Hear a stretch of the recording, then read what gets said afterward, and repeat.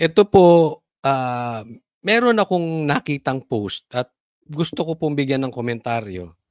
Kasi ako sa tingin ko fake news 'to, eh. Sa tingin ko lang, sa tingin ko lang. Kasi parang napaka-imposibleng sabihin 'to ni Boying. Pero kayo na humusga kung fake news 'to o hindi, Ako lang ay bibigyan ko ng komentaryo, tingnan po natin ano bang sinabi ni Boying. Sabi niya, Ombudsman Remulla nananawagan sa Senado na ipa-abolish ang salitang Marcos resign sa freedom of expression upang managot sa batas ang mga nagsasalita ng Marcos resign. Kagago, no? 'Di ba? Anak to na anak ka ng Marcos. Ombudsman ka? Ano 'to? Another bendalo? Hindi ka puwede gumawa ng isang batas na lilimitahan ang freedom of expression. Ito'y ombudsman, nagsasalita ng ganito? Anong klase 'to? 'Di ba, ang sabi niya, nananawagan sa Senado na ipa-abolish ang salitang Marcos resign sa freedom expression. Nasa konstitusyon po ang freedom of expression. Hindi mo puwedeng sabihin, yung freedom of expression puwede kayong magsalita ng kahit ano, basta bawal ang Marcos resign. Yun ang gusto niyang ipagawa sa Senado, gumawa ng batas na siguro paparusahan, ipakukulong, bibigyan ng multa, pananagutin ang magsasabi ng Marcos resign. Bendalo. Sinasabi niya pa, pinagtatanggol niya, iba naman daw ang ibig niyang sabihin ng bendalo. Hindi labagay ng batas. Yan ang ginagawa mo eh. You are bending the law. Nasa Bill of Rights yan. Nasa Constitution yan. Yung karapatan natin magsalita. Tapos, lilimitahan mo kung anong pwede naming sabihin? Bakit? Seditious ba ang Marcos resign? Hindi ba't kusang loob pa rin yan? Sinasabi lang namin yung nararamdaman namin na inutil na ang presidente dahil addict, dahil may problema siya sa health. Hindi na siya makakapagpatakbo ng maayos ng gobyerno. Kaya mag-resign siya. Pero kung ayaw naman niya, hindi naman namin siya kakalad ka rin. So that is not illegal. Siya pa rin ang magkukusa. Anong klase kang ombudsman? Ganyan ang naiisip mo. Uutusan mo pa yung Senado ng katarantaduhan. Uutusan mo yung Senado na i-bend yung law. Anong klase kang ombudsman? Dapat bilang ang ombudsman, alam mo, yung ebidensya, gaya ng sabi mo at gaya ng sabi ng marami sa inyo, pupunta kayo kung saan kayo dadalhin ng ebidensya. Yung ebidensya papunta na doon sa magpinsan. Yung ebidensya papunta na rin kay Sandro. Instead na paggawa ka ng batas na bawal ang Marcos resign, bakit hindi nyo paimbestigahan yung magpinsan? Bakit hindi nyo paimbestigahan si Sandro? Anong klase ito? Pambihira to. Kaya nga marami nagsasabi, walang kwentang ombudsman to si Boying. Marami nagsasabi na hindi siya karapat-dapat. Yung mga sinasabi niya, trapong-trapo eh. You are not in the middle. That is obviously you are protecting the president. You cannot be the ombudsman and yet you are protecting the president. Tapos sasabihin mo, sigurado sasabihin mo sa amin that you are not. So sa salita mo, you are not. Pero sa gawa, you are protecting the president. Magkaiba yung salita mo tsaka sa gawa. Unless fake news to, hindi mo talaga sinabi. Kaya nga tinatanong ko hindi ko rin alam eh. Kaya tinatanong ko kayo. Boying, totoo ba sinabi mo yan? Sa mga manonood ko, totoo bang sinabi to ni Boying? Because I think this is fake news. Because this is plain stupidity. Coming from an ombudsman. So tingin ko, hindi niya to sinabi.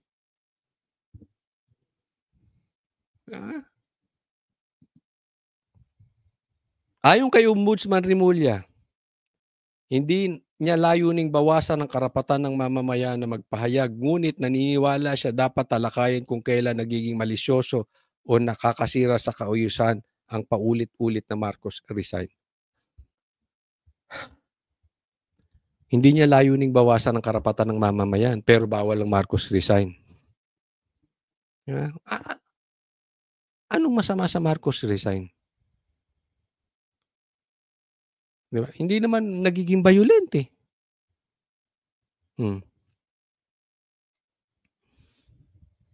Hindi ko alam kung kasabay ng pagkakasunog ng balat nito si Boying, eh, nasunog din ng utak.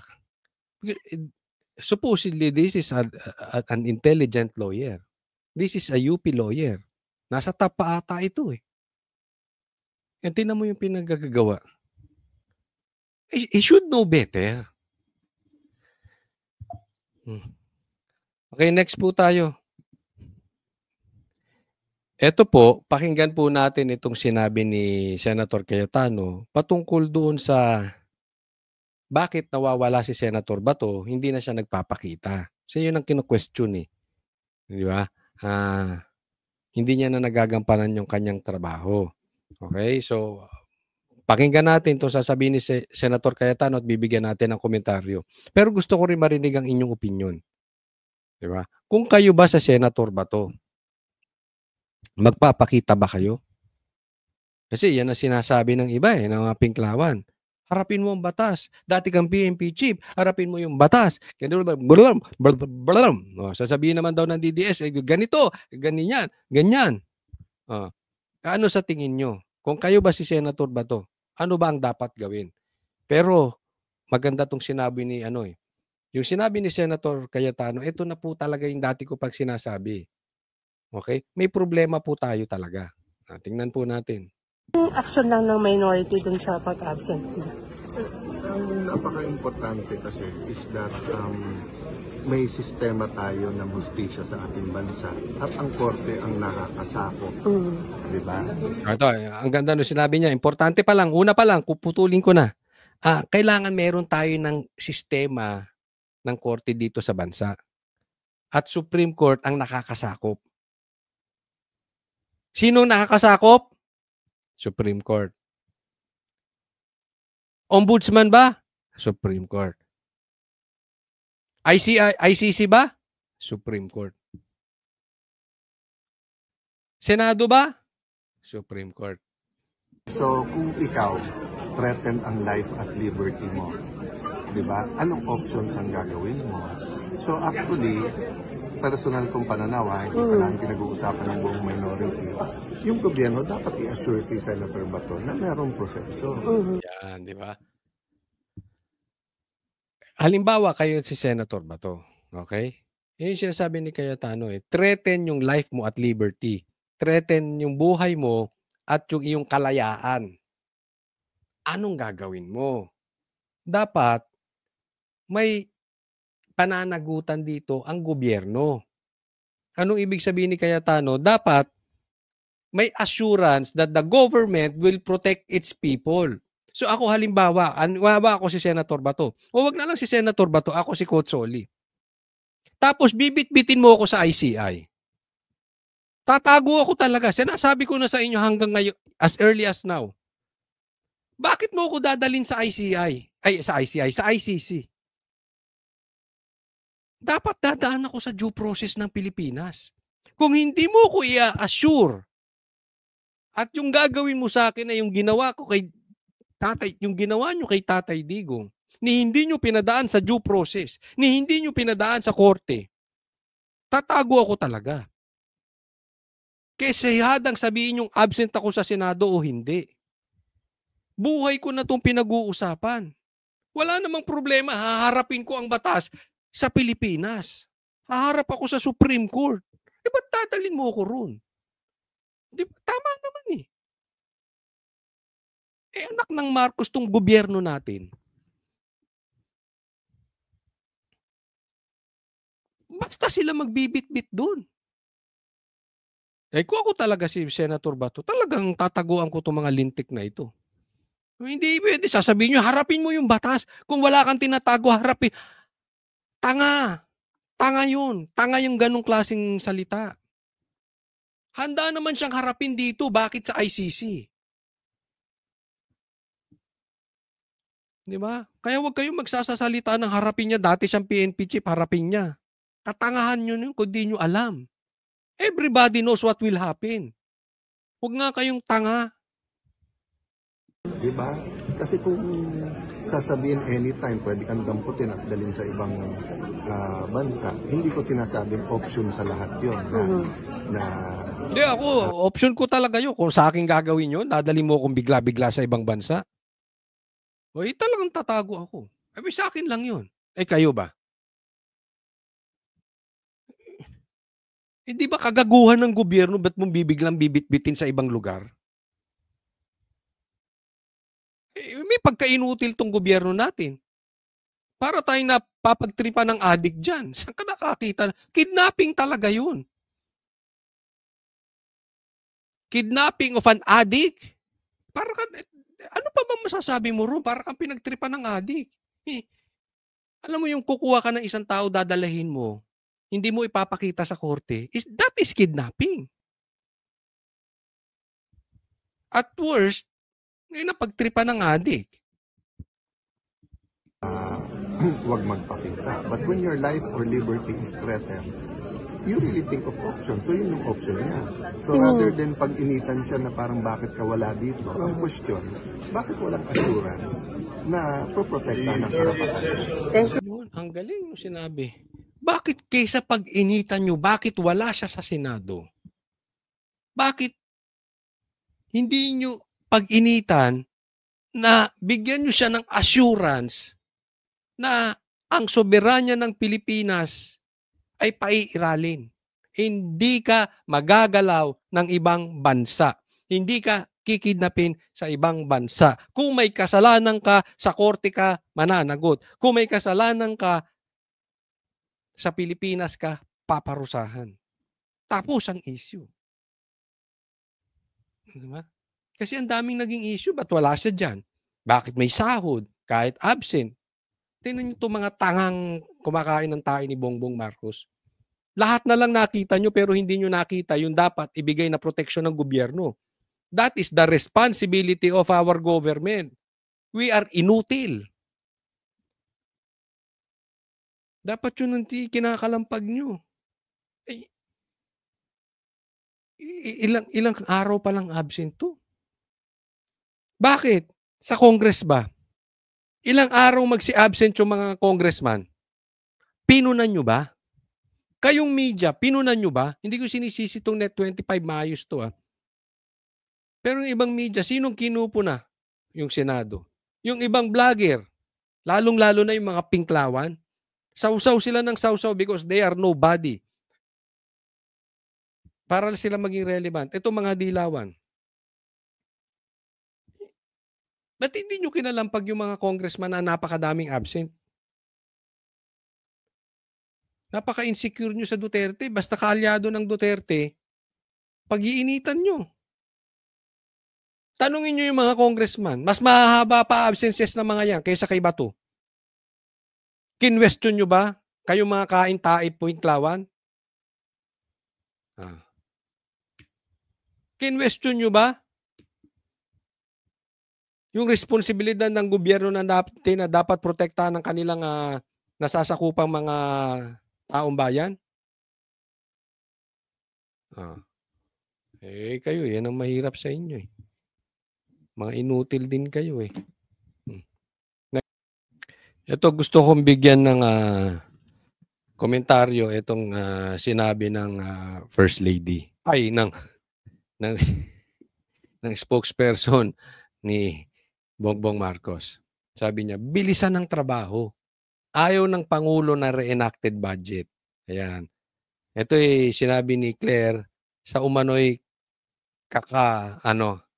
kakapusan ng oras para, hindi ko may basa, may pasa ang 2026 national budget. Ang sinasabi kasi dito, tapusin na yung 2026 budget para hindi yung i-reenacted yung budget. Hindi yung budget ng 2025 dahil ayaw daw ng Pangulo. Gumaganon pa. Ang drama niya. Marami di bang insertion si Bongbong noong 2025? Di umano. Maraming insertion si Sandro noong 2025. Di umano. Kasi yun ang magiging budget pag wala yung 2026 eh. So ayaw daw ni Bongbong yun. Yes! Ang linis-linis ni Bongbong Marcos. Ang linis-linis. Pero ang dating talaga nito, kailangan matapos na yung budget na makapagbakasyon na tayo. Para makuha na ba yung insertions? Kaya kayo nagtatanong lang. Para yung mga hatian, mapaghatian na. Yung mga dapat gawin, mailagay na sa maleta. At yung mga dapat i-deliver sa Forbes Park, ay ma-deliver na sa Forbes Park. Tama ba? So, makapag-Christmas vacation na lahat. Hayahay na buhay. At sa ganon, yung na-deliver ay madala na sa ibang bansa at ma-deposit na. Diba? Meron pa isa silang dito, maraming kung paano itatago yung pera eh. No? But anyway, huwag adalentado. Huwag adalentado. Halatang-halata kayo, Kasi hindi naman, isipin mo, ang tindi ng nakawan na nangyari sa Congress. Hindi naman pinupunan ng Bongbong. Inabot siya ng 3 taon bago niya pinuna. Diba? Ngayon, bigla nyo pinagmamadali yung budget, pinupunan nyo ang Senado. Pagpatungkol sa budget, nagmamadali. Relax lang, makakapagbakasyon kayo. Makakapag-swimming sa beach ang presidente. Makapag-almusal siya ng marijuana at makatake siya ng cocaine sa gabi. Hindi ako nagsabi niya na si Aimee kasi ang almusal daw ng presidente ay marijuana. So kalma lang. Aabot ka rin sa langit. Hindi, wag sa langit. Aabot ka rin sa alapahap. Kalma. Clear. Wag pag tinatanong ka, wala kang kaalam-alam. Pagdating sa budget, nagmamadali ka rin. Diba? Masyadong halata. Wag ganon. Eto, pag-usapan natin to si Chupaing. Yung magtiyuhing, napakatino. Parang dilat na dilat ang mata mo dyan, Sandra. Yung pinakamatinong magtiyuhin sa buong balat ng mundo. Balat ng Pilipinas na lang. Sila yung pinakamatino. Pag-usapan natin, anong katarantaduhan na naman ginagawa na itong mga to? Kings, sina Ilocos Norte 1st District Sandro Marcos at dating House Speaker Martin Romualdez sa isang ulat ng Philippine Center for Investigative Journalism. Ayon sa Malacanang, bukas naman ang First Family sa anumang lifestyle check. Nagbabalik si Maricel Halili. Wala mong pinagbabawa sa lifestyle check. Open po, even before. Kahit si Pangulong Bongbong Marcos at ang kanyang buong pamilya handa raw sa lifestyle check. Yan ang sinabi ng Malacanang sa gitna ng inilabas na report kamakailan ng Philippine Center for Investigative Journalism Yan. o PCIJ. Tinawag dito na pork barrel king sina Ilocos Norte 1st District Sandro Marcos at dating House Speaker Martin Romualdez. Ayan, eto, dito muna tayo, okay? Yung magtiyuhin, pork barrel kings, bawal po yan. Illegal po yan sa batas. Dineklara na pong bawal yan. Okay? Pareha silang meron. Di umano. Pero ito issue po dito. Simulan na natin agad-agad. Tingnan nyo kay Kiko Barsaga. Social media post lang. Nanggagalaiti itong mga congressman. Tingnan natin kung itong mga congressman na ito ay supot. Kasi dito pa lang, pork barrel, illegal po yan. Tatandaan po natin, yung kay Kiko Barsaga, sabihin na nila may kakornihan, parang may pagka-immature, may parang bata, may sintu-sintu. Pero karapatan po yun. Freedom of speech po yun. Nasa Bill of Rights yung ginawa ni Kiko Barsaga. So yun ay pagtatalunan pa sa korte. Pwede nga isang Barsaga sa korte yun eh. Yung pagkakasuspindi sa kanya, di ba? Pwede yun. Dahil illegal po yun. So hindi po ako magdi-decide o hindi yung congressman ang dapat mag-decide. Pag sinampahan niya ni Kiko Barsaga na illegal yung pagkakasuspindi sa kanya, korte po ang magdi-decide niyan. So sa madaling salita, nasa lugar yung ginawa nasa konstitusyon. Yung mga ginagawa ni Kiko Barsaga. Hindi lang nagustuhan nitong House of Sandro. Itong House of Representatives. Dito mo makikita. Pero itong ginawa ng magpinsan, illegal. Illegal po per se ang pork barrel. So dapat doon pa lang.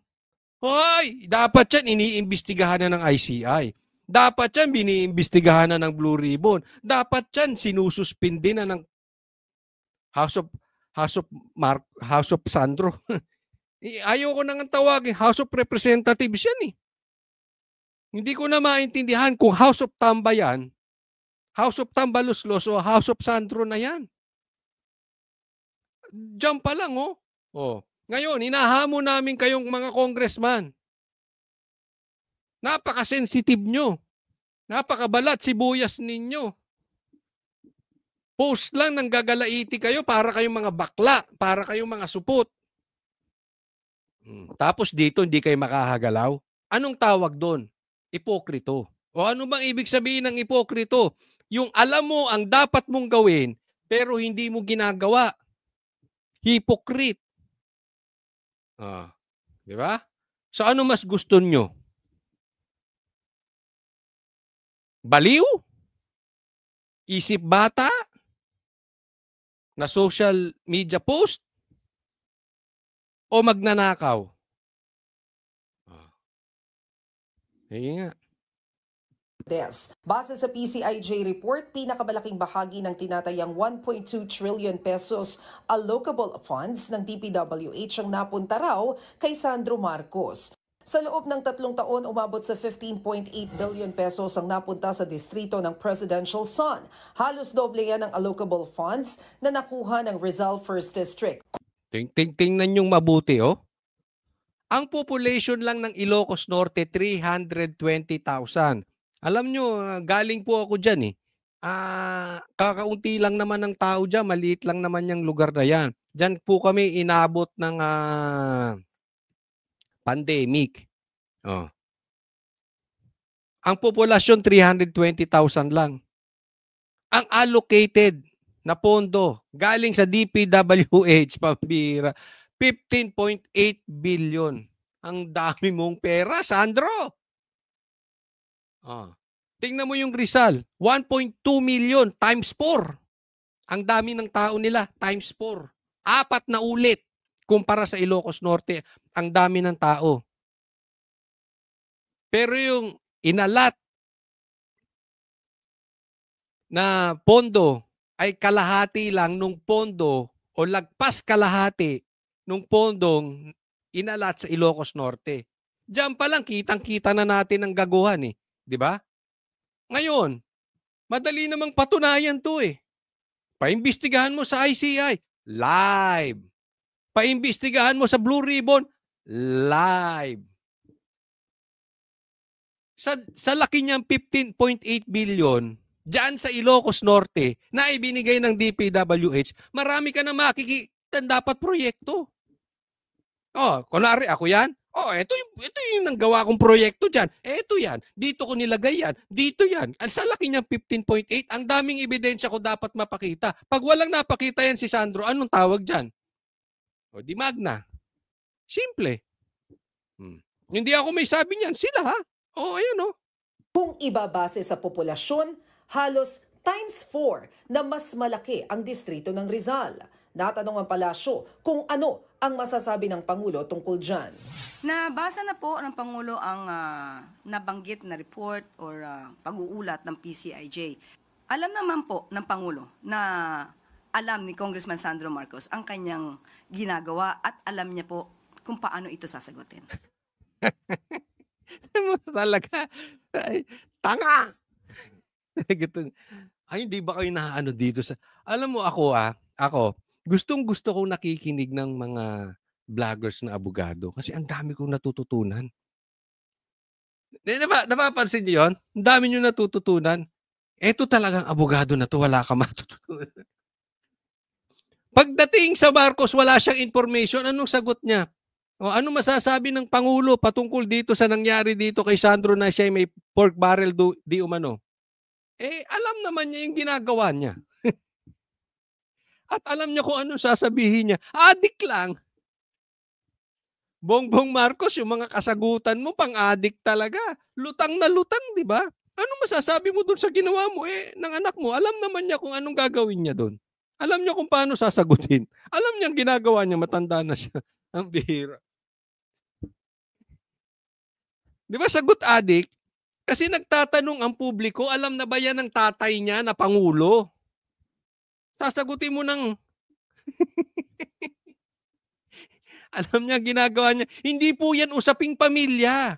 Because you are more than family. Okay lang yan kung usaping pamilya. Alam na niya gagawin niya. Matanda na siya eh. Hayaan niyo siya. Pwede yun. Pero ito'y usaping politiko na. Nasa politika na po kayong parehas. So gusto malaman paano mo sasagutin. Di ba kung ako Pangulo, ito sasagot ko. Kunwari anak ko yung congressman, may ganyan. Di tingnan nyo yung kanilang syudad, tingnan nyo kung gaano kaayos. Kayo mismo tingnan ninyo anong nangyari doon sa 15.8 billion. Siya sa atin yung Ilocos Norte. Siya sa atin yung kanyang distrito. O, di ba? Simple. Yung tao ngayon na nagtatanong, may kumpiyansa. Kumpiyansa yung tatay. May pinatunguhan ng pera. Parang gano'n, di ba? Kasi pwede niyang itanggi, pwede niyang itanggi, pwede niyang agrihan. Anong nangyari doon sa pera? Bakit nagkaganon? Di ba? May explanation. Ito si Claire, parang rin eh. Sagot addict din eh. Wala pang sagot tungkol sa PCIJ report si Congressman Sandro. Bukod dyan, alam nyo kung ano isasagot ni Sandro? Yung PCIJ, DDS yan. Ang hari ng PCIJ si Duterte, si PRRD. Ang vice president niyan si Pulong. Itong anak ng Marcos na to. Anak ka ng Marcos.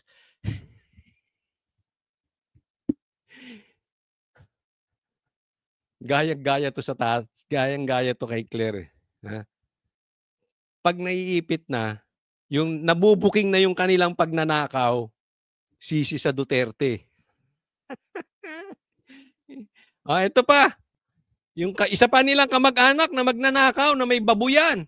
May negosyong babuyan. Bukod dyan, hindi rin pinalagpas ng PCIJ ang umano'y allocable funds na napunta kay dating House Speaker at Leyte 1st District Representative Martin Romualdez. Sa datos po mga lawas siya kay Sandro Marcos sa pinakamalaking pork-style allocation mula 2023 hanggang 2025. Umabot ito sa 14.4 billion pesos para sa kanyang distrito. Gaya ng distrito ng presidential son, mas maliit na distrito ang hawak ni Romualdez pero mas mababa ang nakuhang pondo sa ilan pang mas mataong lugar. Tikumpa ang bibig ni Romualdez dito. Noong Agosto, ipinag-utos ni Pangulong Marcos. Tingnan nyo ha. Ang nakuha nitong mama na to 14 million. So yung merong allocation patungkol na itong binabanggit, ito ibinalita ng Frontline. Dito sa DPWH, itong patungkol sa pork barrel, ang number 1 si Sandro. Ang number 2 si Tambi. Ang galing na, ha? Ang galing!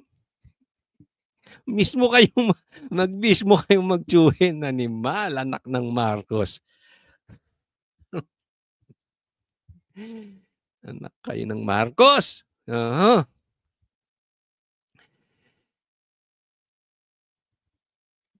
Pareha silang may maliit na distrito. Pareha silang may maliit na populasyon ng kanilang distrito. Pero pareha silang pinakamalaki ang inallocate na pera. At pareha silang kamag-anak ng Pangulo. It's just a coincidence. Pag sinabi mong coincidence lang yan, nagkataon lang yan, anak ka ng Marcos talaga. Apaka-imposible niyan.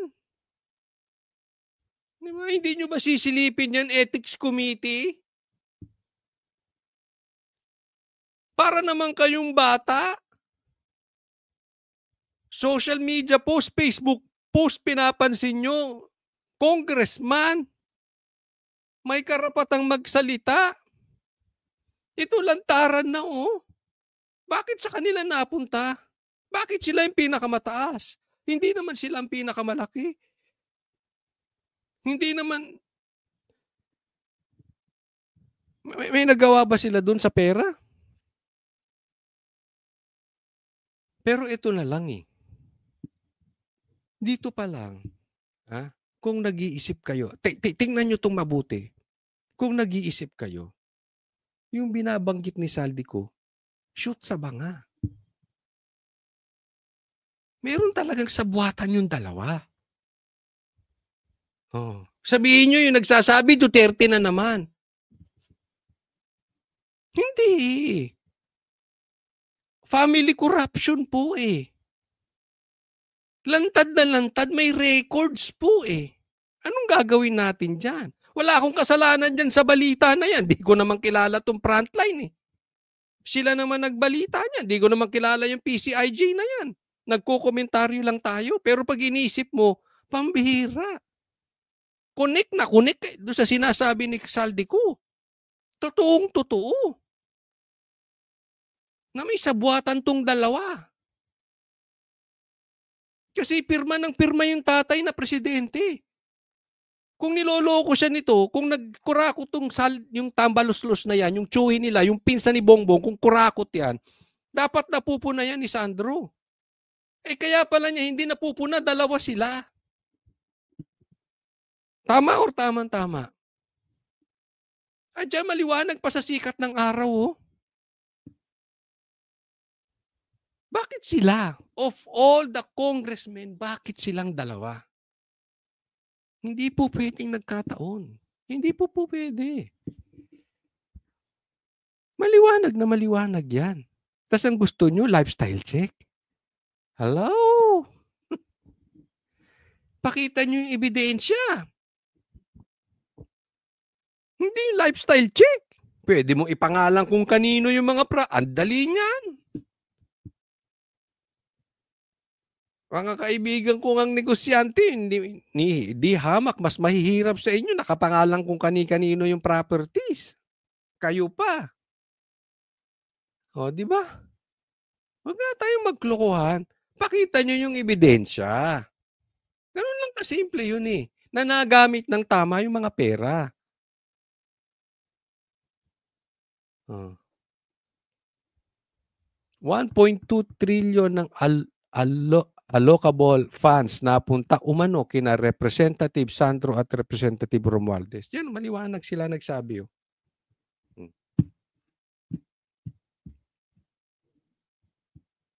Ipinag-utos ni Pangulong Marcos ang lifestyle check sa lahat ng opisyal ng gobyerno. Pero hanggang ngayon wala pang update kung natapos na ito.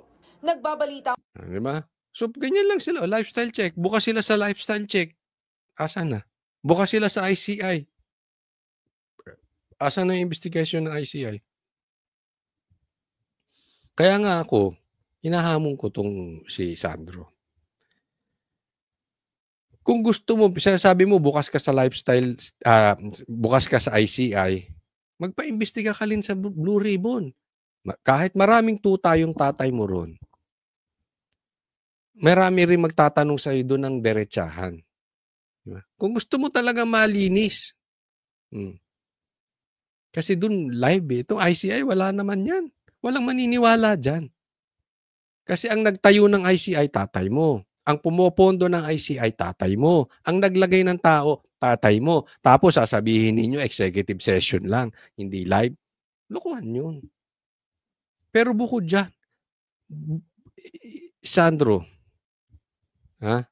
bukod sa bukas ka sa lifestyle check, dapat bukas ka rin sa drug test. Yung tatay mo, ayaw ka nang ayain ng drug test. confirm na yan eh. Sinabi na yan ni PRRD, sinabi mismo ng kapatid niya. Pero ikaw din, palagay ko, hindi ka rin magda-drug test eh. Tingin ko guilty ka rin. Tingin ko guilty eh. Tiyahin mo mismo nagsabi, addict ka. Eh, ang dali naman sabihin, dapat pagkasabi nung tiyahin mo, kinabukasan, nagpapadrug test ka na eh. Hindi ka nagpapadrug test eh. Diyan pa lang, guilty ka na eh. No? So, kahit pustahan tayo, hindi ka magpapadrug test dahil addict ka. Yan ang sabi ng tiyahin mo. No? So, yung sinasabi kasi dito, may narinig ako na sinasabi ni Claire, sabi niya, bigyan nyo naman ng pagkakataon ng Pangulo. Na this time, papatunayan niya. To that effect, no? Binibigyan naman ng pagkakataon yung Pangulo nyo eh. Sa totoo lang, binibigyan ng pagkakataon. 3 years na nga ang binigay. Since sinabi niya yung mahiya naman kayo, ilang buwan ang pinagbibigyan, no?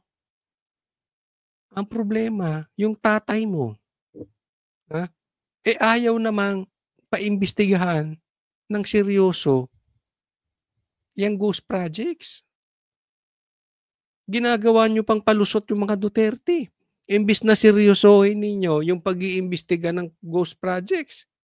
Yan ba hindi pa siya binibigyan ng pagkakataon? Binibigyan siya ng pagkakataon. Kaya lang, time and time again, Bongbong Marcos failed the test. Yun lang po yun. Hindi niya talaga kayang maging leader. And at the same time, I really believe he is one of the masterminds. Kaya hindi niya mapaimbestigahan ng ayos. Next po. Kaya naman, ang ganda nitong sinabi ni Sandro Marcos. Sabi niya, Congressman Barsaga statement on Filipino martyrdom. President Marcos Sr.'s downfall did not begin until the death of Ninoy Aquino. While President Marcos Jr.'s administration is very unstable, he will not be removed until something more drastic happens. And my death may be the catalyst for that revolution. Ang sinasabi dito, ang pagkakatanggal nitong si Bongbong Marcos ay yung pagkakapatay kay Ninoy Aquino. Isipin mo, no? Yung pagkakapatay kay Ninoy Aquino, siya na nagpatanggal kay Bongbong Marcos. Kasi yung iba nga sinasabi, may kinalaban dito si Marcos Sr. Kaya kalain mo sila Bam Aquino ngayon, sip-sip kay kinakain yung tae ni Bongbong Marcos. No? Ang pagkakataon nga naman. No? Pero sabi niya, hindi matatanggal to si Bongbong Marcos until may mangyari. Yung drastic happens. Sabi niya, baka mamaya pag pinatay si Kiko, yun pa ang maging pwedeng kuminang masamang mangyari kay PRRD. Posibleng, yun nga, kung pinatay si Kiko. Yan yung sinasabi ni Kiko Barsaga. No? Ano lang yan? Isang trigger to si Bongbong magagaya kay Marcos. Kaya ito si Bongbong magagaya sa tatay niya. Pero alam nyo, pagpapanuurin talaga natin, doon sa mga kaedad ko, or more or less kaedad ko, or mas matanda sa akin, nakikita nyo that history repeating itself. Matatanggal to si Bongbong Marcos. Kasi yung pagkakadiktador ng kanyang tatay, ay mas matindi ito si Bongbong. Yung pagnanakaw di umano ng kanyang tatay, ay mas matindi ito. Sinisigaw ito ng dilaw, ha? Sila nagsabi, ito'y tatay niya ay diktador at magnanakaw. Sinisigaw ito ng dilawan. Kaya nga hindi ko maintindihan ang tayo nitong dilawan ngayon. Kinakain ng tae nito si Bongbong. Pero mas malupit to si Bongbong. Sabi nga, yung nagawa ng tatay niya, nakarumal-dumal at panggagahasa sa mga Pilipino, it took his father 20 years. Siya, ginawa niya lang ng 3 taon. Mas malala pa yung nakawan. Mas malala pa yung pagiging diktador. Anak ng Marcos talaga, no? Kaya nga naman, kitang-kita na this is history repeating itself. Magagaya to sa tatay. Isang trigger na lang. Akala niya hawak niya. Akala niya hawak niya yung sundalo nun. Yeah. Hawak niya sila Bear, etc. etc. Pero hindi niya alam. Si Enrile tsaka si Ramos bumitaw. Di ba? Hindi natin masabi. Ba? One thing for sure. Kung ano yung ginagawa ng tatay niya, ginagawa niya pa rin at mas malala. So yung kinahinatnanan ng tatay niya, posible, 99% will happen also to Bongbong Marcos. Ayaw, tigas ng ulo. Dapat yan, nakita mo na yung masamang nangyari sa tatay niya. Binago niya na eh. Niredeem niya na yung pangalan ng Marcos. Hindi. Inulit niya. Mas masala pa. At alam naman niya kung anong pinatunguhan ng tatay niya. Pero siguro, dahil lumaki siya ng ganun, ang pumasok sa kanyang utak, kasi alam naman natin, ito kadalasan na, ano ang ugali ng anak? Hindi dahil sa tinuro ng tatay. Usually sa tatay nakukuha yan. Kung ano ang nakita sa tatay. Maraming ganun. Maybe not all, especially yung mga nagkaroon ng divine intervention, nagbagong buhay, pero kadalasan nagagaya sa tatay. Bakit? Ang bata kasi hindi natuturuan. Gumagaya. Kaya ito rin, hindi rin natuto na program yung utak niya. Hindi niya nakita na natanggal yung kanyang tatay. Ang nakita niya kung paano nagpayaman yung kanyang tatay. Paano siya naging diktador.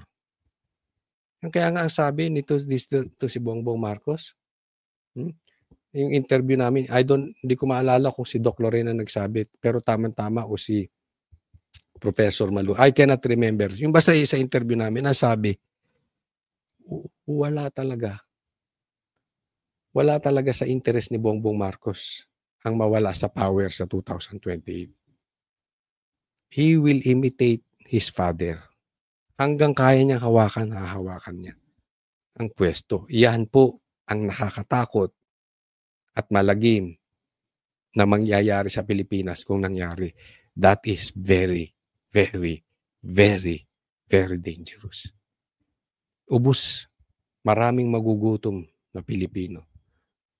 Pag nangyari yon at ang AFP tulog pa rin, good night sa inyo. Okay, next po tayo. Ito, pag-usapan natin na tila di umano ay medyo kakaduda-duda itong galaw na ito.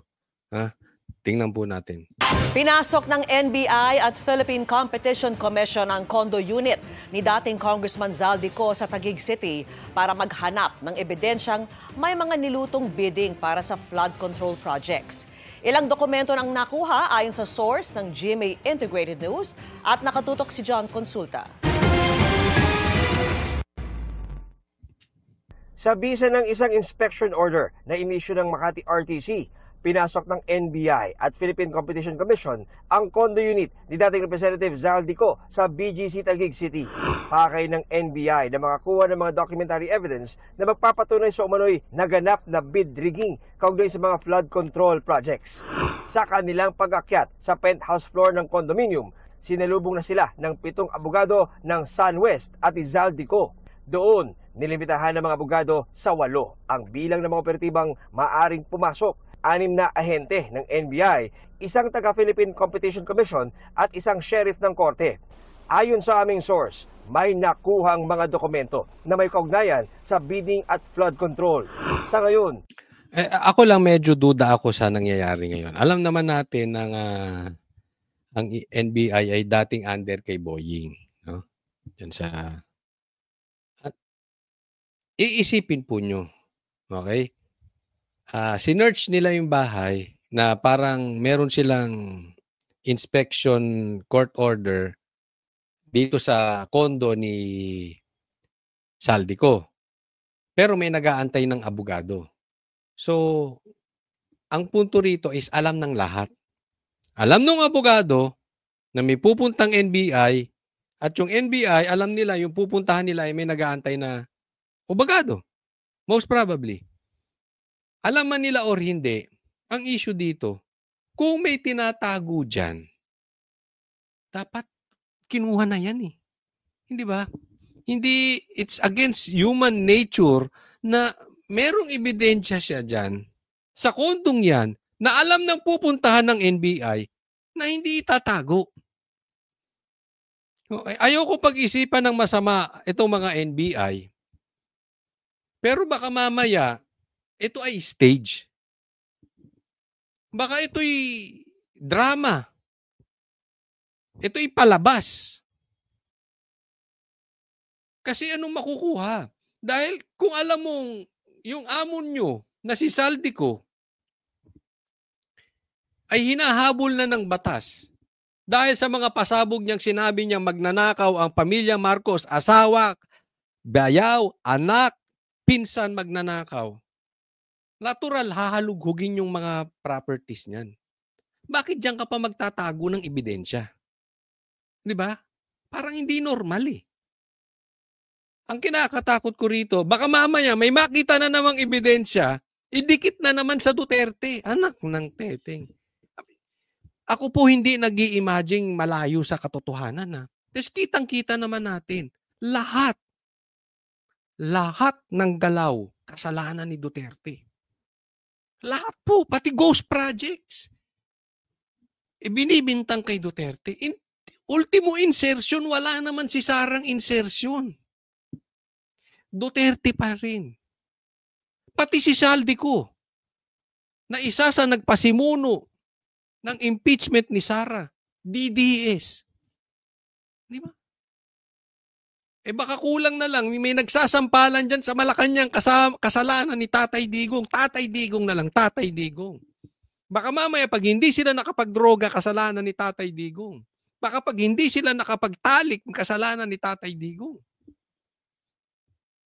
Baka pag iniputan nila yung asawa nila sa ulo, kasalanan na naman ni Tatay Digong. Ganyan po naman ang nangyayari.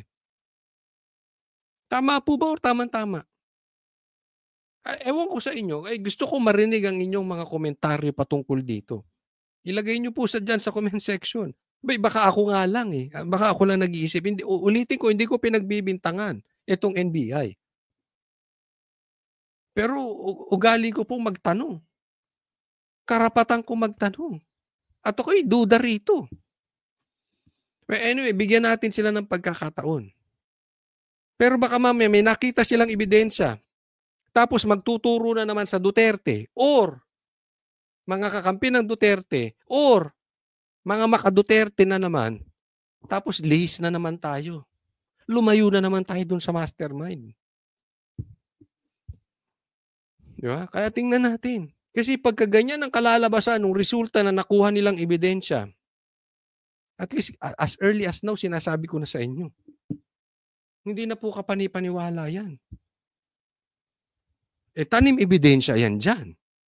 Mag-iiwan ka dyan ng ebidensya? For bidding? Kalokohan sa bidding? Na bawal? Oh. Sino niloloko nyo? Anyway, antayin natin. Ano magiging resulta? Sinelyohan na ng NBI at PCC ang mga dokumento na nakuha at nakatakda itong i-photocopy bukas. Ang limitasyon kasi ng inspection order kumpara sa search warrant, di maaaring basta kunin ang makikitang dokumento, pero maaari itong eksaminin, kopyahin o kunan ng litrato. Ayun. So yun ang pinagkaiba ng search warrant. Yung search sa search warrant, yung makikita ang ebidensya, pwedeng kunin. Inspection order, hindi. Picture mo lang, kopyahin mo. Busisiin mo. May naabusisi ba kayong Duterte? Baka kasalanan ni Kitty. Baka nag-selfie-selfie si Kitty dyan sa kondo. Kasalanan ni Kitty. Kayo, lahat na lang. Lahat na lang sinisi nyo sa Duterte. Ayon sa NBI, pag-aaralan kung paano magagamit ang mga na-recover sa unit ni Zaldico para sa Ulitin ko hindi yung NBI inaano natin dito. Dahil may mga kakilala po tayong NBI, matitino yun. Matitino. Kaya lang yung nasa ulo, baka mamaya may utos sa itaas. Anyway, abangan na lang natin. Kaya lang meron talaga mga kakaibang galaw eh. 'Di ba? Halimbawa, ikaw si Saldico, mag-iiwan ka pa ba ng ebidensya nun? Hindi. Sa daming pera niyan, dami niya na inutusan. Alisin niyo na yan lahat. Linisin niyo na yang kondo. Lahat ng bahay ko linisin. Ilipat yan kung kanino. Doon pa lang may nag-aantay na abogado, di dapat doon pa lang nilinis na. Kung may madidiscovering illegal. 'Di ba? Hindi ko po pinagbibintangan din yung mga abogado, but it's normal. Hayaan mo diyan, hayaan mo nakatiwangwang 'yan. Kalokohan naman ata 'yun. Build up